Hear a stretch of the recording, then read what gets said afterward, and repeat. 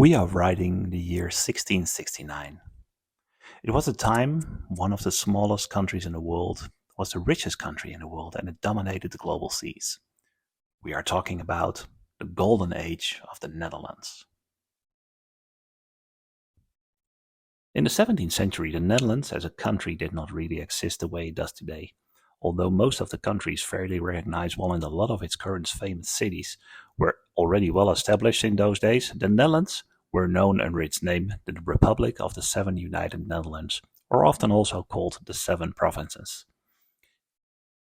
It was a republic founded out of seven previously separately ruled areas, provinces, that decided to declare independency from their ruling master, the King of Spain.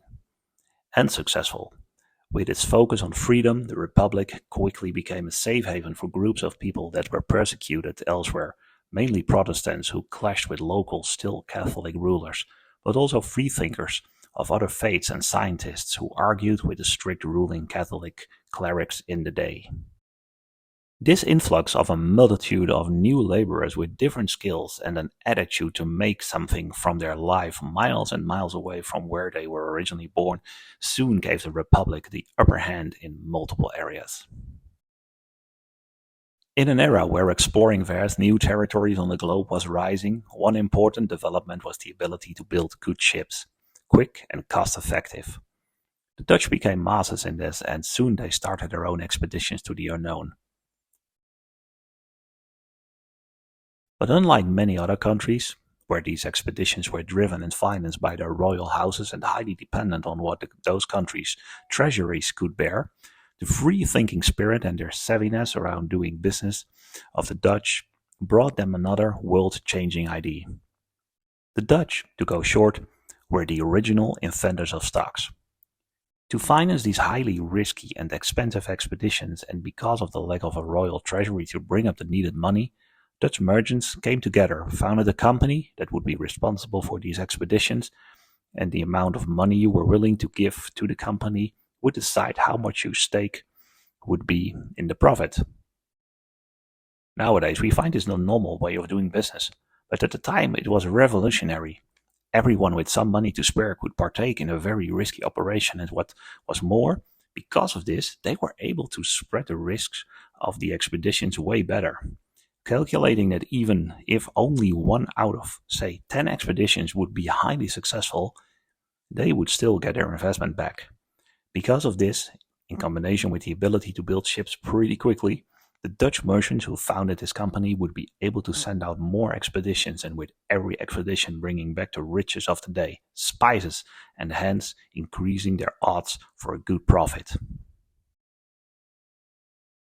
This company was the VOC, the United East India Company, and at the peak of their existence, their trade was considerably larger than that of all other countries combined, and compared to today's standards, they were worth more than Apple, Microsoft, Amazon, ExxonMobil, Berkshire Hathaway, Tencent, and Wells Fargo put together. Now that is something.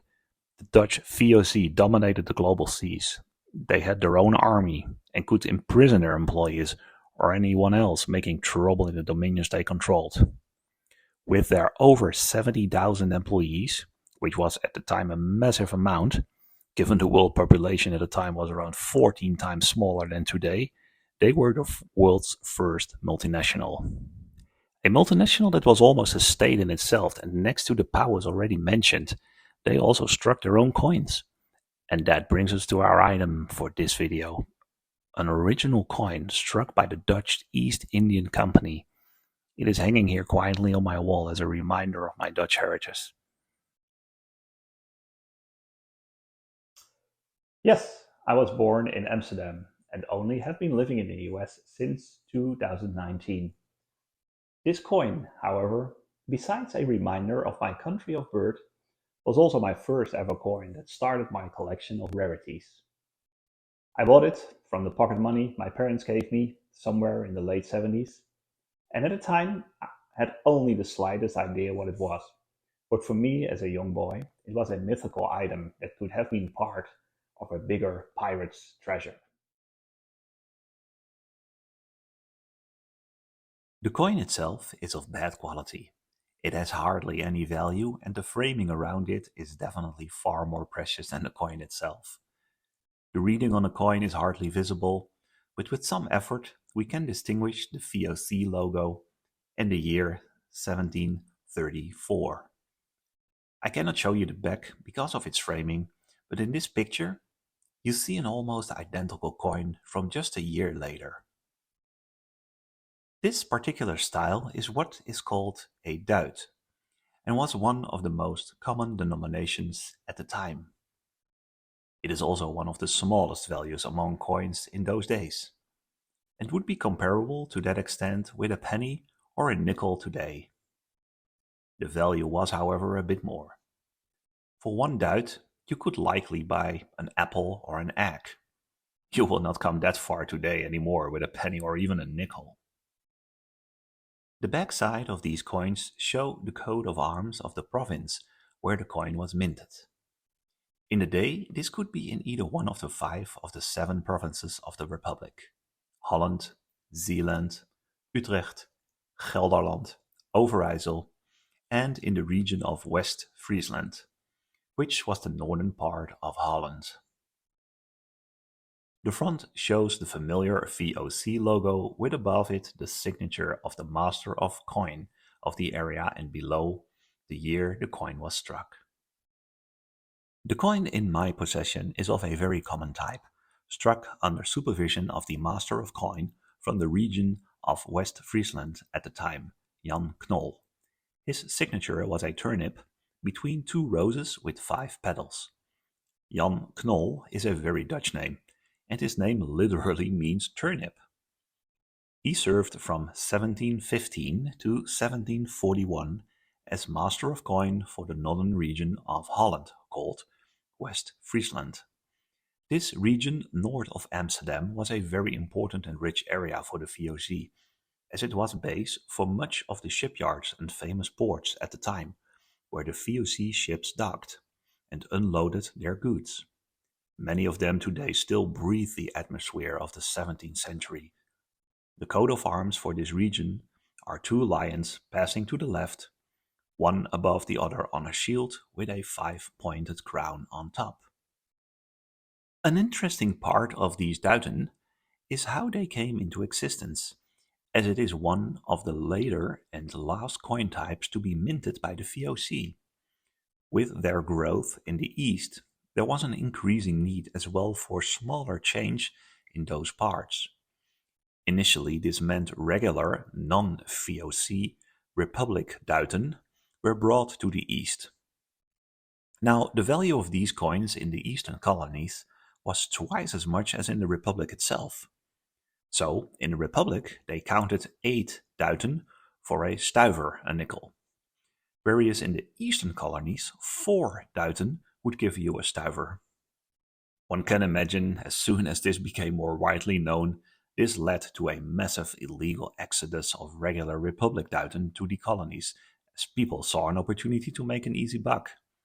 To prevent this though, the VOC decided to mint their own duiten, as discussed in this video, which became the standard for all transactions in the East, no longer tolerating the regular Republic duiten. This is also the reason, although minted mostly in the Republic itself, that VOC coins in general are not really found in the Netherlands or Europe at all. Most current, these VOC coins, and in particular the duiten, are actually found in and brought back from Asia to the Netherlands market for collectors over there. And now, let's discuss the elephant in the room. Like any other big company today, the VOC was not all rosy and shiny.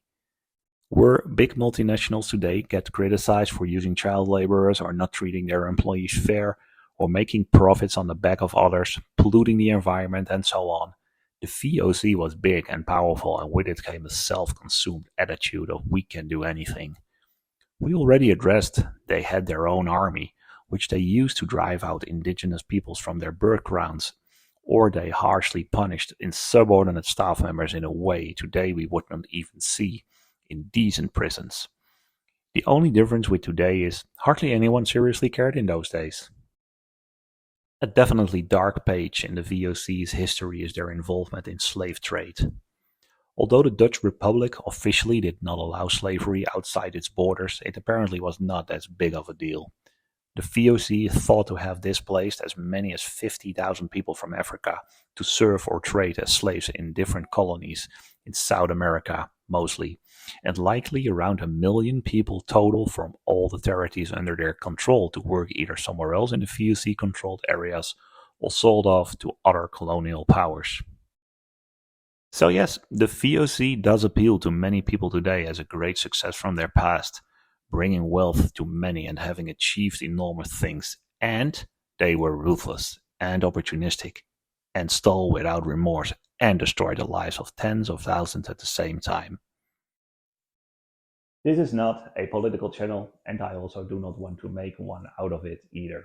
Unfortunately, today there is more attention for also this side of history, and it should be mentioned.